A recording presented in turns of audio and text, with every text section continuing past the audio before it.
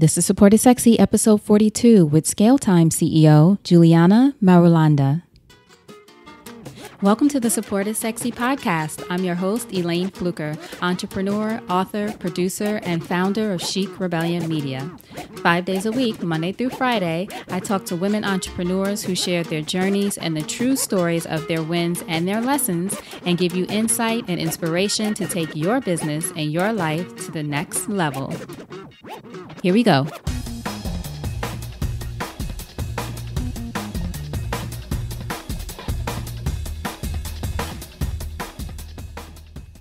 Hi, everyone. Welcome to a new episode of Support is Sexy. I'm excited to have you here because you know it just would not be the same without you.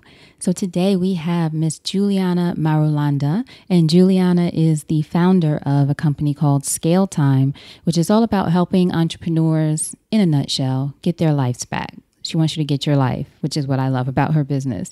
But Juliana is really about teaching us about time management, and she gives us some time management hacks on this episode. Also about being the most productive that you can. So if you're an entrepreneur with at least one employee, Juliana talks to you about how to grow your business, how to scale, how to be most effective, but really how to get your life back. So on this episode, some of the other things you'll learn is how to recognize what Juliana calls the smart hustle, why you shouldn't start a business out of ego. That's something I've talked about personally in my own experience too. Why working 24 hours a day is not a badge of honor. Her 3 time management hacks for entrepreneurs. The dangers of thoughting versus executing. And also how to get over your fears about pricing. How many of you have that? I know I have that issue sometimes, but she's going to tell us how to get over it. So I know you're going to love this episode. A lot of good tips and advice in here. So without further ado, Juliana Marulanda. So Juliana, thank you so much for joining us on an episode of Support is Sexy. I'm excited to have you here. I'm excited to be here. Thank you so much. Yes, absolutely. So when did you first fall in love with entrepreneurship? I first fell in love with entrepreneurship. I think I was very, very young, and it was so my mom had lost her job, right? And she was, I think, the first person that I really saw like hustle. When we think about that. And it was really phenomenal because she decided that she was just going to go to the park and sell aguardiente, which is a Colombian national drink. For those of you who know it, you'll also know that it's a liquor. And so, my mom was slick, and she's like, all right, we got to make ends meet. We have to pay the bills. Like, we got to do this. And so she went to the park, and she would sell aguardiente to like the soccer players and the moms and like everyone. And we would come home, and I'd count, like the monies and the bills and everything. And I was 7. So I would say I fell in love with entrepreneurship when I was 7.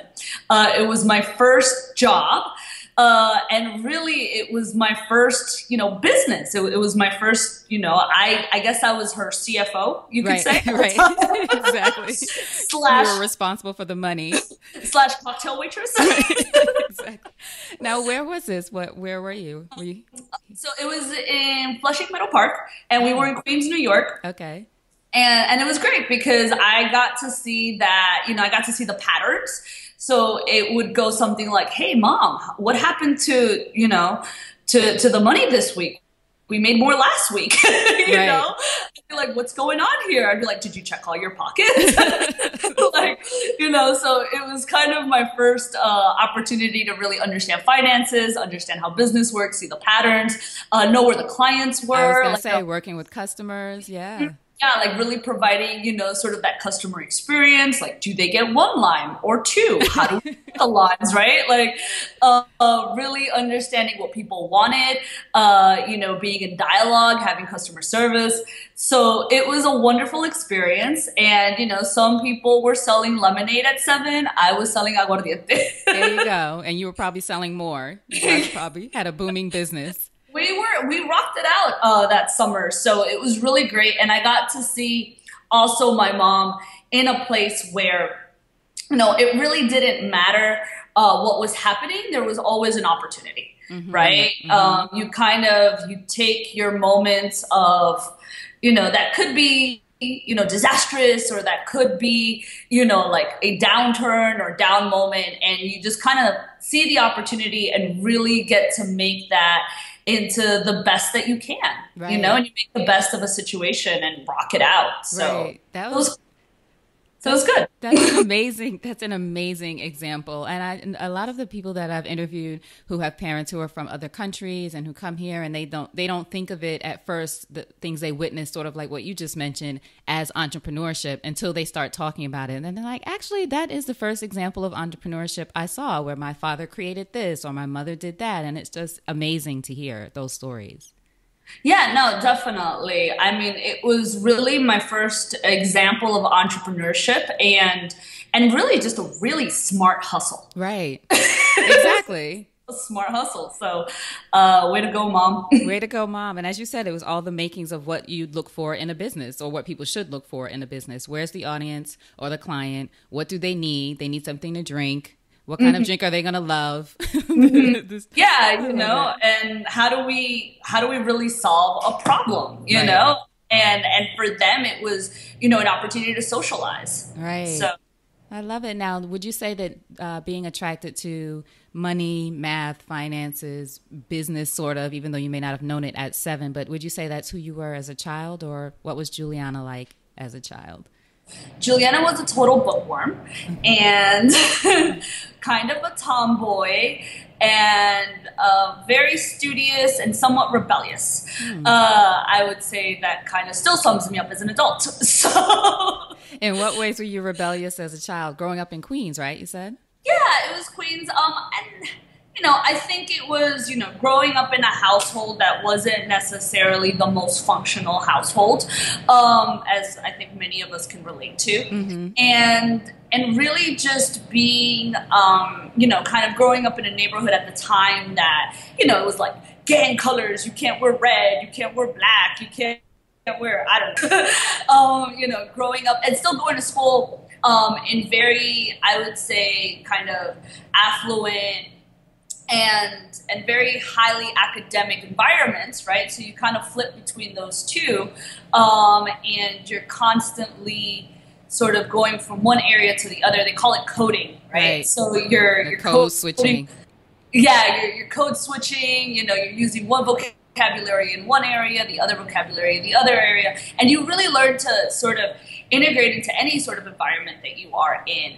Not like truly rebellious. Like, I mean, I never did anything illegal except for selling aguardiente. But except for that. But it was, I think it was just kind of staying out late, or thinking that like sometimes cutting class. So because I was like, I already know this, so I'm gonna like just not go. But always I think, like, my values were always to be innovative, to grow, to evolve, to learn as much as I possibly could. And I think I always stuck to that. What were some of your, maybe give me one of your favorite books growing up? You said you were a bookworm. Do you remember what a favorite book was? Yeah, I used to love like all of the Orwellian kind of literature. So 1984, The Handmaid's Tale, like anything that, was a hero's journey. Interesting. Very interesting. So who were some of your greatest influences growing up? I think, well, definitely my mom. And growing up, I think there was also Steve Jobs was actually one of my favorite people. I think I've had iPhones since like the first version that ever came out. I was always like an Apple person. And for me, he was just someone who was always on the vanguard of innovation. And if you think about it, he really was one of the founders before UX was even a thing. And what I loved about him was that, even as a kid, I remember having MacBooks in school. Well, not MacBooks, the desktops, like the old ones that were with the big back like on it. And everything was tailored, whether you were a student or whether you were a teacher or, later on as an entrepreneur, you felt like you were always being taken care of. And your experience always came first. And for me, that just always stood out as being something that I internalized. And now, I'm always thinking about what is the user experience. I mean, I have a client, or had a client last year, which was really interesting because he did healthy vending and he was a franchisor, and really thinking about his clients, and what was their user experience, ended up creating an entire sort of education system for his clients so that they could really get the results that they needed, right? So like his results were their results and his results were my results and all going through like, how can we be as innovative as possible to create an experience for the person that's easy, that's usable, and that they're going to get results from, that they're going to really solve whatever their needs are. Right. And I guess Steve Jobs was someone that I always think about when I'm thinking about innovation. That's amazing. I love how it plays into what you do today. Like the person that you looked up to from a business standpoint still plays into the work that you do today. Yeah, definitely. But after school, though, when you went to college, you went to, was it Trinity College and London School of Economics? Yes. When you went to Wall Street first, not right into entrepreneurship. I did. I went straight to Wall Street. And was that sort of a thing you thought you were supposed to do, or is it something you really wanted at the time? No.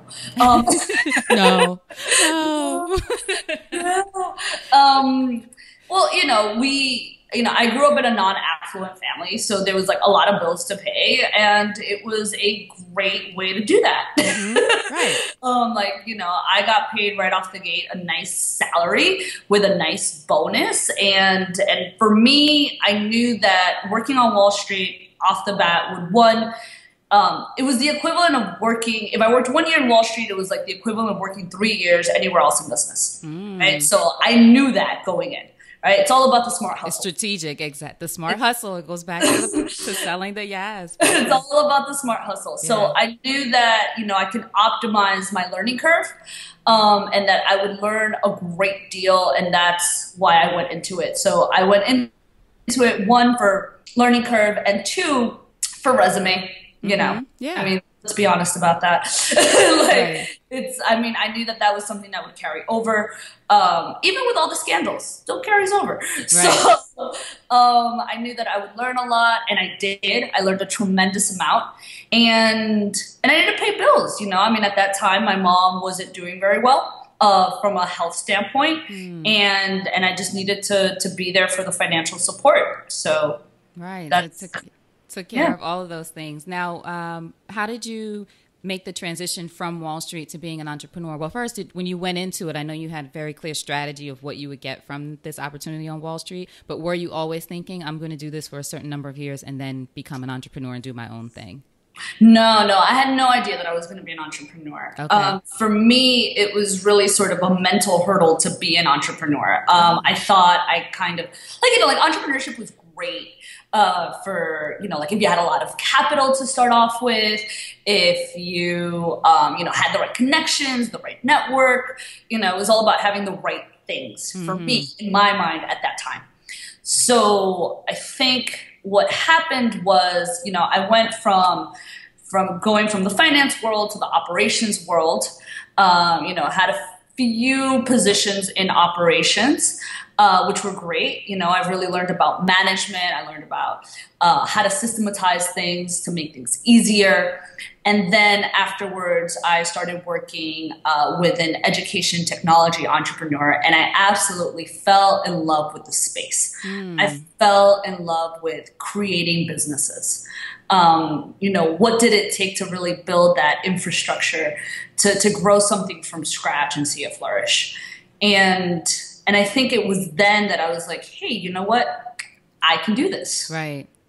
And it was that turn about really knowing how to leverage, sort of your network and whatever capital you had and the relationships that you had, instead of trying to look for the right moment to have the right things in place. Right. That's excellent. Now, how did you make then from there that transition and come up with the idea for your business, which is ScaleTime?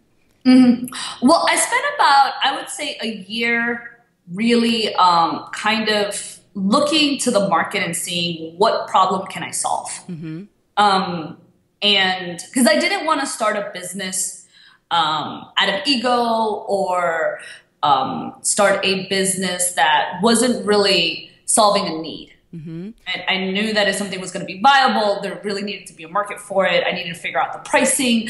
I needed to figure out who needed it, and how to sell it.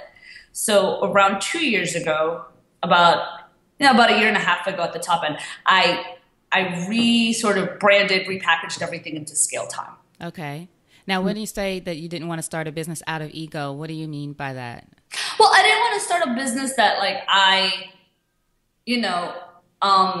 that didn't serve a purpose in the market. Right. I didn't want to start something that I was like, oh my God, this is like awesome and it's cool and I love it. But look what I did. And look what I did, but I can't monetize it. I can't make any money out of it. I needed something that I loved, don't get me wrong, that I was completely passionate about, that was aligned with my skill set, and that actually served a need in the market. And a lot of times, startup entrepreneurs will come to me and they'll ask me like, hey, what do you think about this idea? And my answer will always be, okay, what need or what problem are you solving? Because I think that's so important, not only for its own viability, but I think for our society in general. I think it's what is the impact that you're creating in the world? Like, what's your ripple? Right. What's your ripple? I love that. That's good. So you were saying, so you were repackaging ScaleTime when you were deciding what you wanted your business to be. And how did you come up with that concept? And tell us what it is and the concept and what you do for entrepreneurs. For sure. So like many entrepreneurs, it was in my head for about a year. Right. And then I had a mentor and colleague and wonderful person, Tanya Alvarez. She's like, just do it.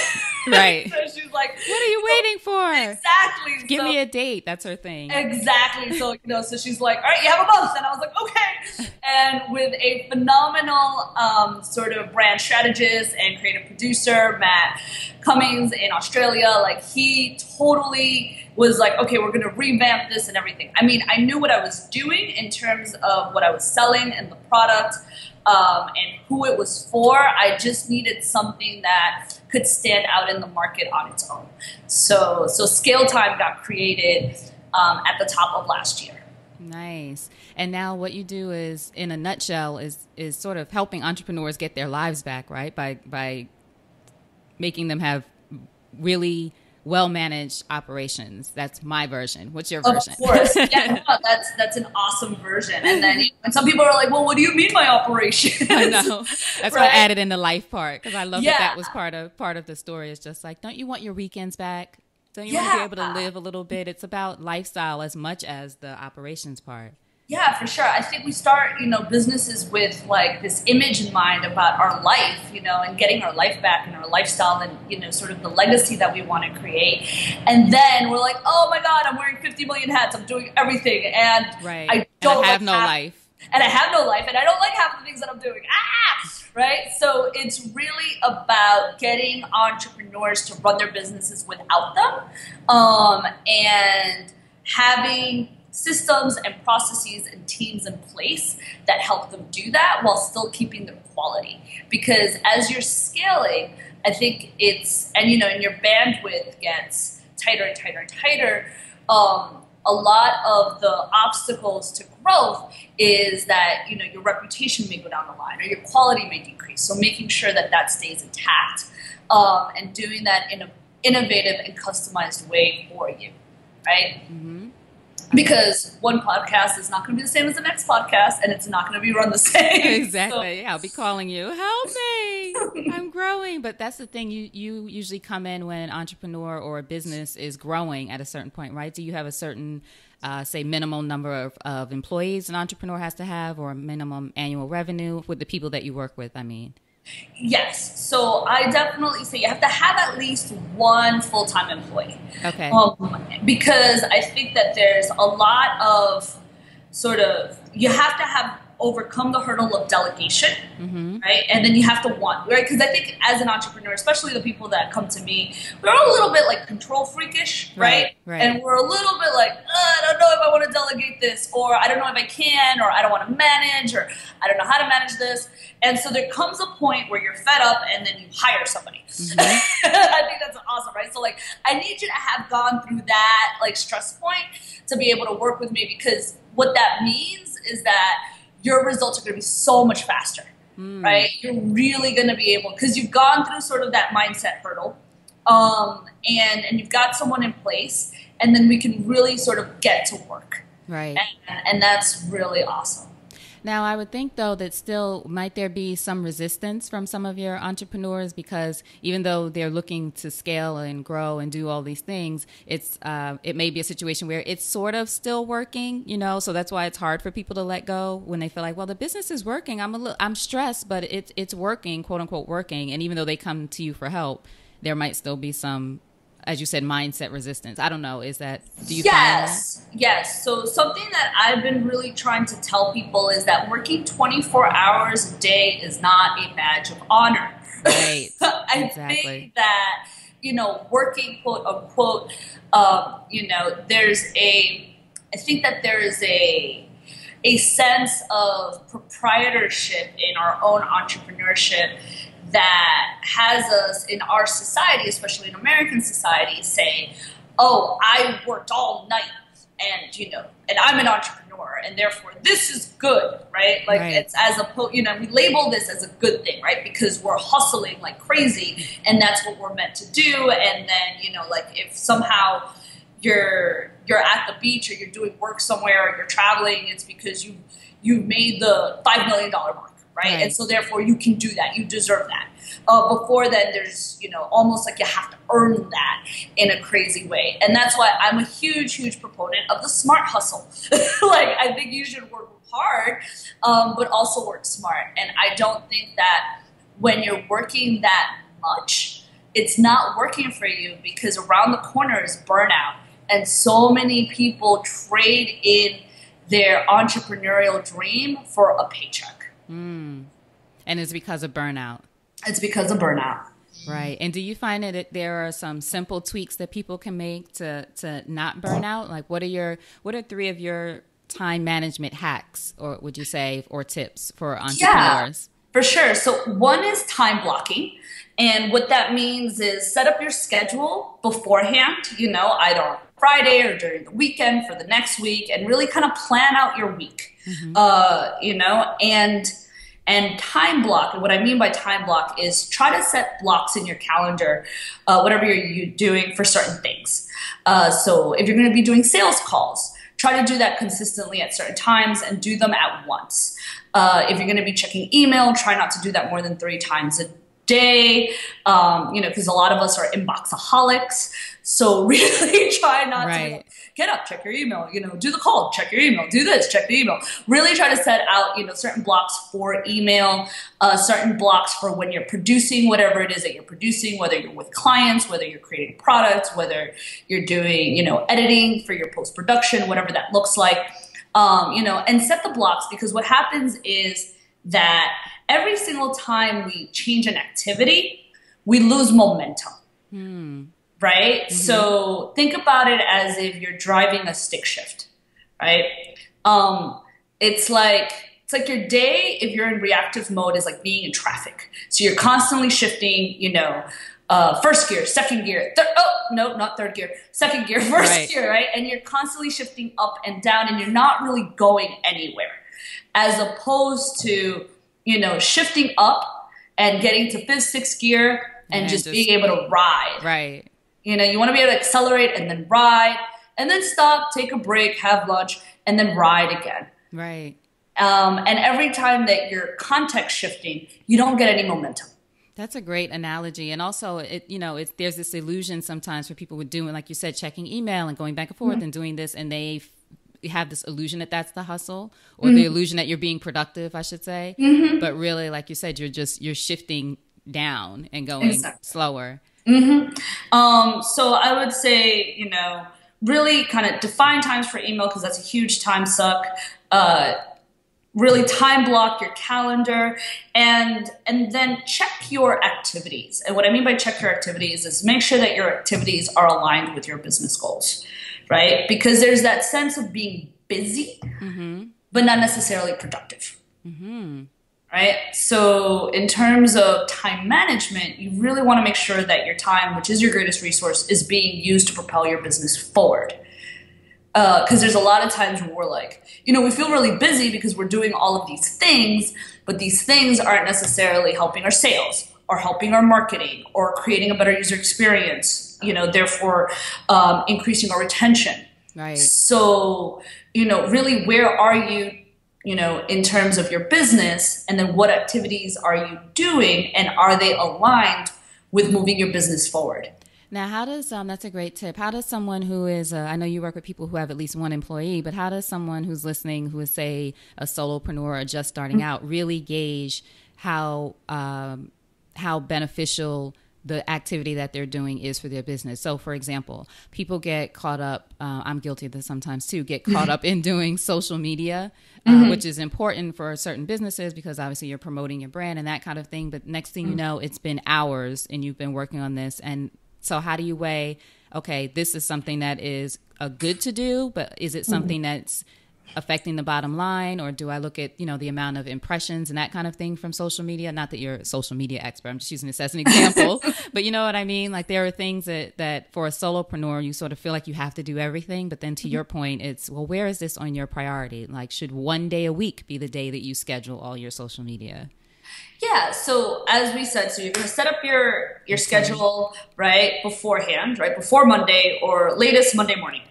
And you're going to think about, okay, if I'm starting off, right, so whether I'm selling a product, right, so maybe you're in product development, maybe you got to sell that sucker before you actually, you got to create it before you sell it, or maybe you're selling it before you create it. I don't know, there's different types of hustles. So really thinking about, okay, what is it that I need to do to move the business forward, right? And then create some metrics around that so that, and some timelines, right?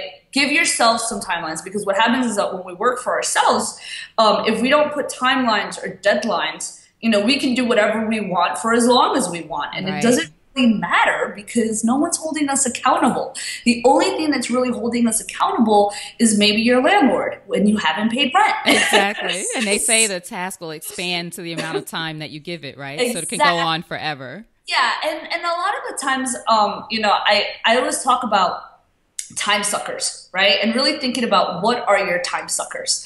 And, time suckers could be being on social media way after you were supposed to be on social media for work, right? Because you go from, my business page to my personal page to everybody else's page to the feed to the right, to that rabbit hole, right? So going into the social media rabbit hole, and then there's also things like thoughting. Like sometimes when we're just in paralysis and we're just thoughting about the email instead of sending the email, thoughting. Right? Okay. Thoughting. Like how much thoughting are you doing during the day, right? As opposed to how much action are you taking? So simple tips are like, write down 3 things that you need to get done that day and make sure that they get done. Everything else is bonus. Right? Yeah. Because if you get those 3 things done, you're good. You feel accomplished. There's a small win or maybe a big win, but there's a win in there. And that'll give you more momentum to do other things during the day. Another sort of thing to think about is, create some metrics for yourself. So, so that you can see how you're performing. Almost as, and this is a great preparation for when you grow. These will be metrics that you'll fine tweak for someone else that you'll hire, right? So if it's social media, you want to take a look at, okay, what's top of the funnel, right? Like what am I doing in terms of branding and awareness? And then how am I driving people to, my conversions, right? Like what is my actual goal? Am I getting people on a list? Am I getting people to buy something? Like where is the point of sale? And how much time am I spending, in branding versus, bottom of the funnel, like in purchasing, like where am I monetizing? And then start to create some metrics and timeline for yourself so that you can really, track your own performance and manage your time.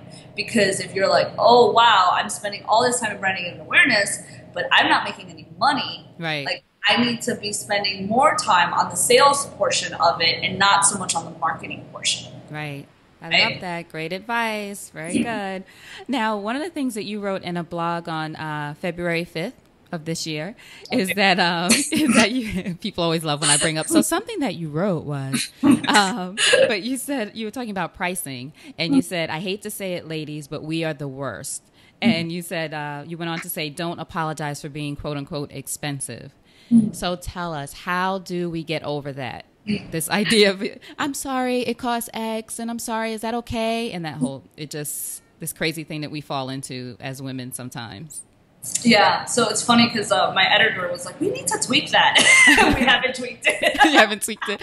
I love it, though. Don't tweak it. It was perfect for me. I'm an editor, and I was like, this is good. Yeah.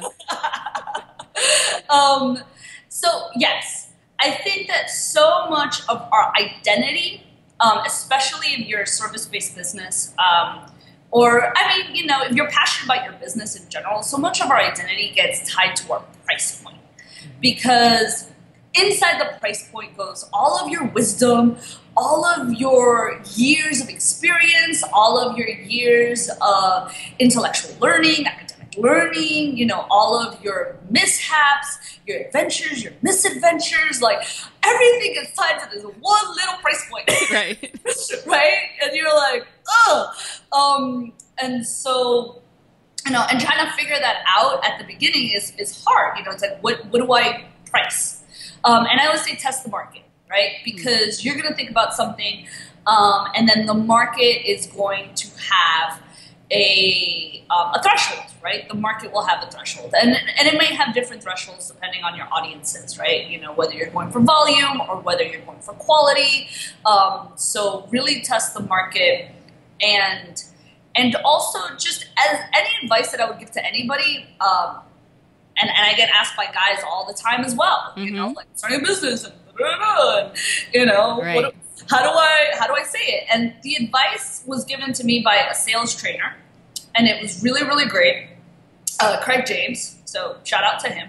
And and he literally, you know, at the beginning when I had this issue, he was like, you state your price, and you state a price that you feel comfortable with, right? Because if you're not comfortable with it's gonna show.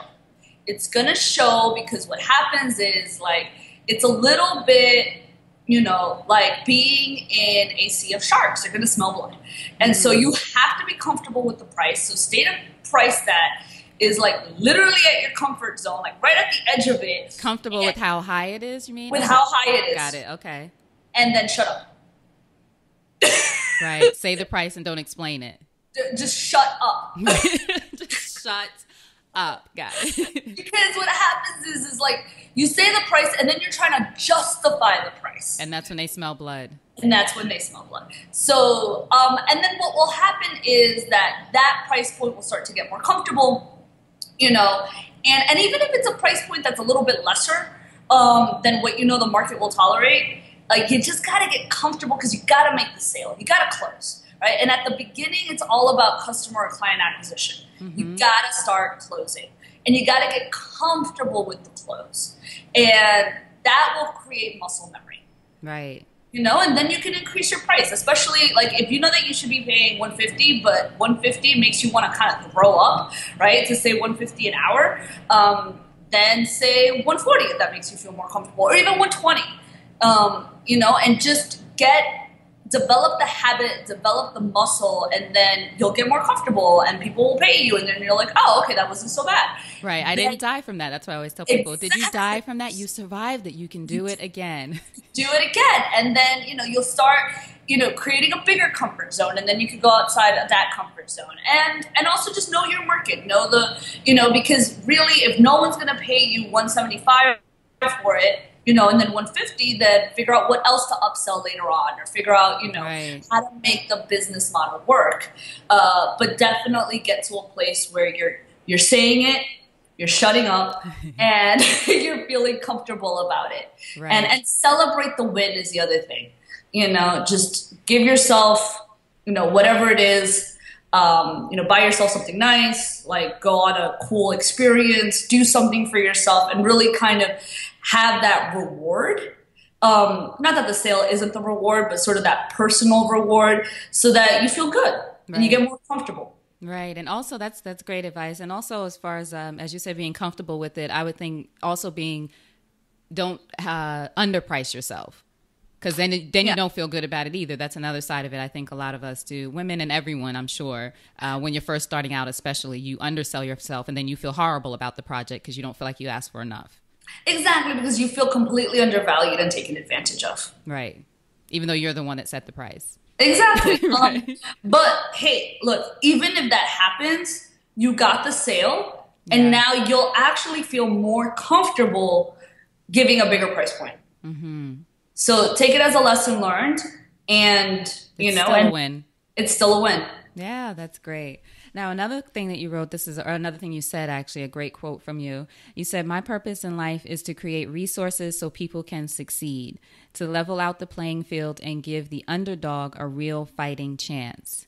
So I wanted to know why you're passionate about the underdog. I think probably, my upbringing, like I've scholarships all the way through, really, coming in from an environment, as I explained before, creating opportunities for myself and being able to succeed and find resources to help me do that was phenomenal and a great learning experience. And I think small businesses really are the engine of U.S. economy, and so many of them fail. Mm-hmm. And so I think small businesses are sort of the underdog of our economy, because only 1 out of 10 really survive. And by survive, mean that they don't close or exit within the first 5 years. Mm-hmm. That's only 10%. That means 90% of people have to close down their businesses or go back to a job that they hate, or transform the way that they live their lives. And it's really hard to be an entrepreneur, because once you are, I feel it's almost like it gets embedded in your DNA. Yes. It's hard not to continue to be an entrepreneur. And so for me, it's really about creating resources for small businesses so that we change that 10% number. Yes, I love it. Now, what does your support network look like today in your business and otherwise? Who's there for you? In my support network, I think I've created a wonderful ecosystem of entrepreneurs, mm-hmm. of people from all over that really kind of help and guide and mentor in different areas of business, because I'm smart, but I'm not that smart. I love that. And I think it's important to, really surround yourself with people. One of my greatest sort of networks is Owners Up, which is an entrepreneurial community run by Tanya Alvarez. I mean, she's amazing. Yes. And that really kind of is a sounding board to be able to see what I can't see. Mm-hmm. And Tanya has been on our show. Yay! Yay! She's awesome. Yeah. And really sort of creating communities around the world, really, of other like-minded entrepreneurs who you can kind of G-chat or ping at any moment when you have an issue. I think that's so important, to have people that you can connect with and who will sort of course correct you. Because, I mean, it's right. So easy to go down a rabbit hole that is just not going to serve you. Yes, absolutely. Now, if there were one thing that you wish someone would have told you about entrepreneurship before you got into it, what would it be? That fear was irrelevant. Irrelevant? Yeah. That you have to move on in spite of the fear. I mean, look, you can either, I actually have this on my whiteboard, and it's a mantra that I live with like every day, because you are either going to take the risk, you're going to move on, you're going to do, whatever that do is, or you're not. And you're going to have fear either way, mm-hmm. right? Because you're going to be like, oh my God, I did it, and whether it was amazing or it sucked, you can learn from it and then do it again. Mm-hmm. Or you can wonder and think, and stay thoughting about what you didn't do and still be in fear of it. Right. So you might as well do it. You might as well just do it. And do you have this on your whiteboard as a reminder to yourself, like you said, a mantra for those moments where you feel fear coming on? Yeah, it's like, press that upload button. Right. Just Like, post the blog. post the thing. Like, it's like, and our fears are like, there's no tiger chasing you.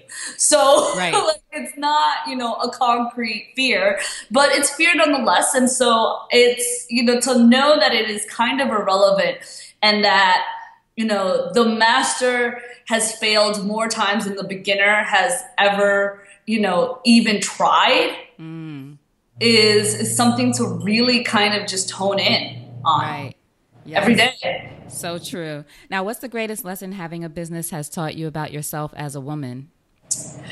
As a woman, I'm not sure. I think it's mostly as an entrepreneur, I would say, and I think it's that lesson around just moving forward, and just being able to really kind of own and be present and embrace your leadership wherever you are. I think I really, really felt this this summer. I was riding an elephant. I know this is like really random, but No, it's great. I'm with it. I was riding an elephant, and In where? in Thailand. Okay, right. I did that. Awesome. Yeah, so I was riding this elephant in Thailand, and I'm kind of clumsy, so so I'm looking at this elephant. I'm like, oh my god, I'm tiny. This thing is going to trample me. I'm going to fall, and the thing's going to trample me, and I'm going to die in Thailand. And there's going to be a byline that says, female entrepreneur dies being trampled by elephant. Right. Oh. And so, anyway, so I get on the elephant. And there's some guides and everything, and they're like kind of, and I'm like, okay, well, I don't, I can kind of coast by. But then there starts to be like, the elephant starts getting like very, interested in these things, like around these bushes, and it starts moving, and I'm like, holy crap, I have to lead the elephant. There is no one but me in this moment to actually lead the elephant. So I had to embrace, sort of the situation and own my leadership and have the elephant go where I needed to go. And that is so telling about, sort of entrepreneurship, how you are it. Mm-hmm. You are leading this elephant. You are leading this. Right. Like, you are it. And you can worry about it. You can, think about, you can have the elephant lead you to wherever the hell it wants, because it will, and your business can do that. Or you can truly manage it in the way that you want and have a harmonious relationship and own your leadership and move forward. Right. I love that. Entrepreneurship is like leading the elephant, not riding the elephant. It's leading the elephant. Leading the elephant. Because the elephant can ride you all day. Right. Exactly. Into the bush and all through the wilderness. Yeah, you'll end up in Cambodia. But right. Exactly. Really leading the elephant. And that was that, just embracing your leadership. Yeah. Now, what's next for you? What are you most excited about today? Today, what am I most excited about today? I'm most excited about, right now, I'm creating a lot of content and a lot of resources. So that will be on ScaleTime.co. Yeah, it will definitely be on the blog. So I encourage anybody to sort of tell me what they're dealing with. Sign up for the newsletter, engage with me, let me know kind of like what their pains are going, what their challenges and obstacles are, because I am in the process of creating resources. And like I said before, I'm all about, meeting people where they are in terms of creating the solutions for whatever problems that they're having. So I would love to write content directly from, your people, my people, all people. Yes, that's awesome. Now, where can people sign up? Will there be a place to sign up for the email list when they go to your website, ScaleTime.co? Or okay. Yeah, definitely. They can definitely sign up there at ScaleTime.co and just kind of let me know what they're going through, and I can start providing even more detailed resources for our community, for entrepreneurs. Yeah, that's great. It's so good, too, to get a sense of what people are going through. I mean, creating content is great. I'm a content person, too, and sometimes that's part ego, too. Like, I just want to write this and, stroke my own ego a little bit, but then it's like, okay, what do people really need to hear in this moment? Exactly. Yeah, that's good. And I'm all about that. So let me know what your needs are, guys, and I will be more than happy to answer them. Awesome. So thank you so much for being here today. It's been great to chat with you more. Yeah, definitely. It was fun. Thank you for having me. I really appreciate it. Of course. Now, in closing, I have another question for you. If you think over your life and career and you had the chance to thank only one person whose support was critical to you personally or professionally, who would that be and what would you say? I think, yeah, let's do a shout out to mom and say thanks for the smart hustle. Thanks for the smart hustle from the very beginning. From the very beginning. I love it. Thank you so much. So what's a way we can support you? I know you said go to your website, sign up for the email list. Anything else we can do? I'll make sure to put the link to your site, of course, on your show notes. Any social media things you want us to follow? Yeah, you guys can follow me on Twitter, on Instagram, on Facebook. At ScaleTime or? At ScaleTime.co or Juliana Marulanda. And right now, yeah, just let me know what you guys are going through so that I can, create more resources because that's what I'm about. Awesome. Now, lastly, what's a parting piece of advice from you to our listeners? Not that you haven't given us great advice already. Parting piece of advice is to start, test, and iterate. Because I think that sometimes whether it's a business idea, whether it's a new service, whether it's a new market, whether it's even like a new partnership, whether it be a strategic partnership or a speaking gig or you're writing content or you're doing anything, the biggest hurdle is starting. So just start, just do it. It doesn't matter. It doesn't have to be perfect. Get over the perfection, paralysis, analysis, and all that good stuff that gets in the way and just start because sometimes we're like, we want it to be great. And then that really gets in the way of just creating good in the world. Mm-hmm. So start, test it, because it may or may not be great. Right. Really learn from it and iterate. Just keep iterating. I love it. Solid advice. Juliana, thank you so much. Oh, thank you. Yes. Thank you for having me. Of course. Hold on one second. All right. Thank you so much for listening to that episode of the Support is Sexy podcast. And I do hope that you got some inspiration from it. And the challenge is for you to do at least one thing. Take one thing from the episode, at least one thing. You can always do more, but at least one thing that will help you move one step closer to your dream. Whether that's launching a business, writing a book, whatever that thing is that you want to do, take something from this episode and move one step closer.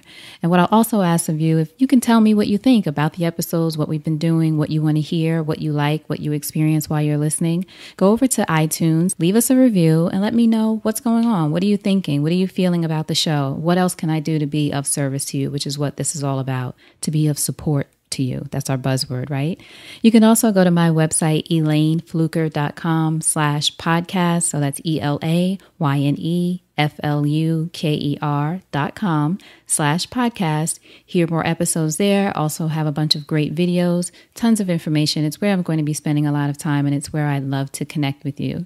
So again, thank you so much for listening. I truly appreciate you and your support. And the most important thing I want you to remember is having it all does not mean doing it all alone.